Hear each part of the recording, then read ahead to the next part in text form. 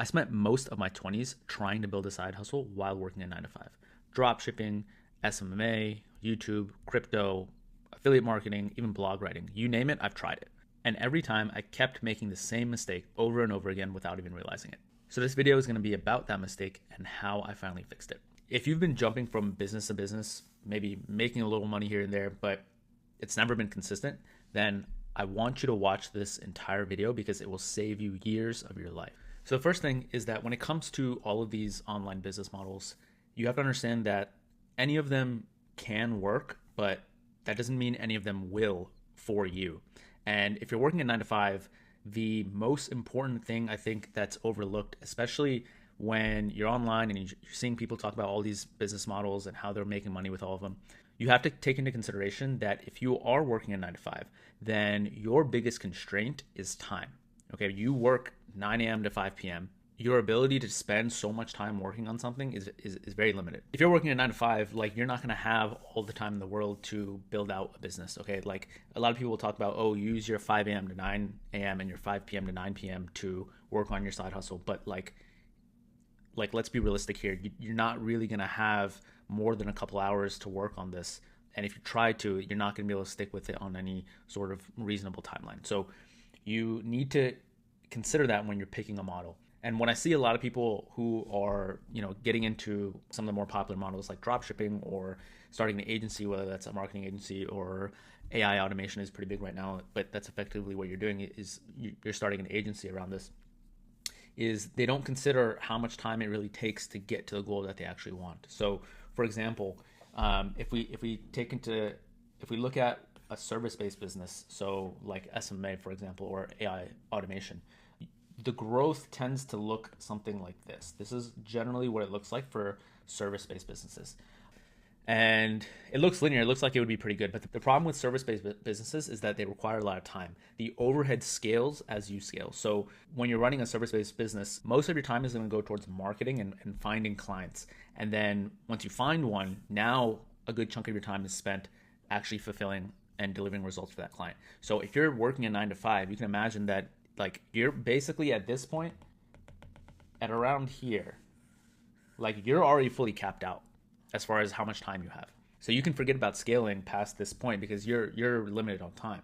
Not to mention the fact that after 1 or 2 clients, which is the most you could probably handle, and even if you hire someone, like, you're going to be managing them and you're still going to be involved in client delivery, you just don't have the time. And so to think that you're going to quit your 9 to 5 with, just a few clients, it's not really realistic, especially if you only have 1 or 2, like, and one leaves, there goes half your actual revenue. Okay, so service-based businesses are not a good idea if you're limited on time. Another popular one that everyone knows about is, let's make this green, drop shipping. So the reason why drop shipping is not a good choice either is because with drop shipping you tend to make some money every now and then, but it's super inconsistent. Okay, and this is if you're actually good. Like, the only way to hit these peaks is if you're actually good, and everyone knows that dropshipping is super saturated. The competition is super high. So you maybe make some money here and there, but you have to start back at zero every few months. And so good luck trying to quit your 9 to 5 with something this volatile. Okay, so that's why, like, dropshipping is not a good model either. So what does this mean for us? That means that we want to pick something that doesn't force us to start back at zero every single time. And it also gives us the leverage to scale without actually scaling our inputs, right? So we can still get those outsized returns on the outputs without having to put in more and more of our time and energy, okay? And this is the fundamental idea that you want to take into consideration when you are trying to build something while working a 9 to 5, or if you're a student full-time. So where does that leave us? You want to build something that is recurring and builds over time. The most popular one is SaaS business, but SaaS businesses are really hard to build. If it's your first time building a business, then it's not something that you want to get into. You have to have tech teams and pay engineers, and if you're not technical, you need a technical co-founder, and it's a lot harder than it looks. So as of 2026, the one model that seems to be doing really, really well for people are membership-based models, specifically around information and education. Now, this video isn't for me to sell you on one particular thing. Like I said before, like, you can do what you want. Any of them can work. All I'm saying is take into consideration the pros and cons of each model when you're doing this. And in my opinion, when you are limited on time, you need something that compounds over time. In other words, like you get a customer once and they continuously pay you. So the model that's been taken off quite a bit over the past couple of years, and I can tell you right now, we're just at the beginning of this, are these private communities that require you to pay a monthly membership fee. You've probably heard of like WAP or Discord, paid Discords. The other big one right now is School, which Alex Ramosi is behind it, and Sam Ovens. So if you haven't heard of School, like you can go to school.com and check it out for yourself, but we can go over quickly some examples of how people are making money right now on School. And the cool part about this is that you can actually make a private community around anything. There's tons of people making communities around their passions and stuff that they know a lot about, and they're making money from it. So if we go to the School homepage right now, you can see like, look at these people making whatever the math is here, playing pickleball, fitness, dance, there's UFC, there's acting, there's all sorts of stuff. And these people are making like well over 10K a month. Some of these people are making hundreds of thousands of dollars every single month. Let's go to sports real quick. So soccer, there's skateboarding, there's swimming, there's all sorts of basketball, for self-improvement. There's a bunch of stuff here too. So the point I'm trying to make is that this is the new meta going forward, especially as of 2026. And I think we're still really, really early. So the cool thing about this, like I said, when you compare it to something like drop shipping or having an agency, you have no personal interest in the thing that you're selling.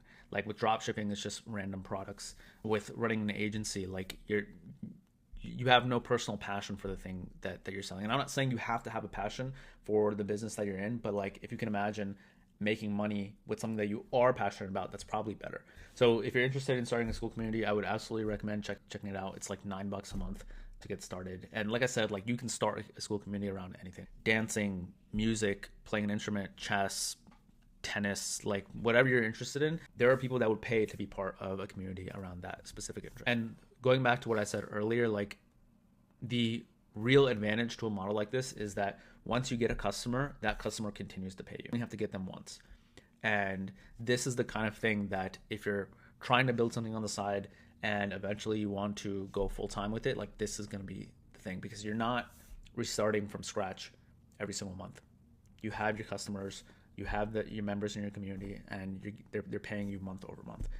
I feel like for a lot of people who work a 9 to 5, like they crave a little bit of consistency, and this is how you get started. And the thing is that with a platform like School, you can sell a variety of different things, right? You can sell courses, you can sell your one-on-one time, you can even make it a more of a done for you offer, or done with you, and turn it more into a service-based thing if you want to down the line. So a private community just acts as a container for whatever it is that you want to sell around a particular topic. In a world where AI is pumping social media constantly, I think this is where things are headed, where people are going to join these private communities around specific interests to be around people that have similar interests and learn about things that they want to learn about, instead of just scrolling your typical social media. Like this is going to become the new social media. Like I said, don't pick a model where you have to start back at zero every single month.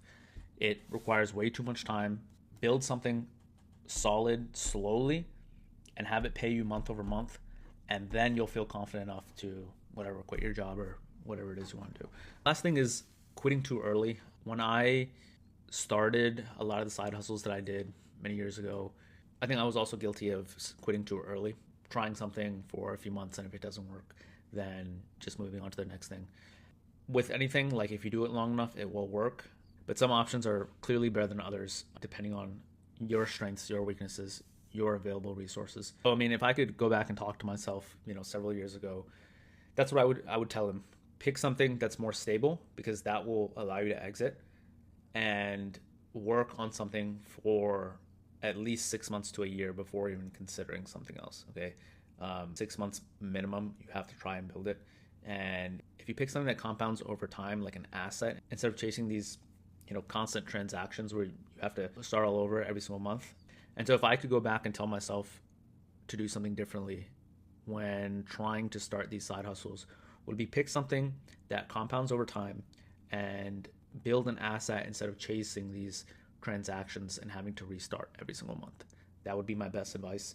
and stick with it, like I said, for a minimum of 6 months. So if you're interested in starting a membership business like a Skool community, then check out the first link in the description. I'm more than happy to help you out. I will be getting on calls with people completely for free and helping you get started. There's also resources in there where I help you pick a niche if you're struggling with that, getting set up, adding everything you need to do to get your community off the ground. Check it out if you're interested.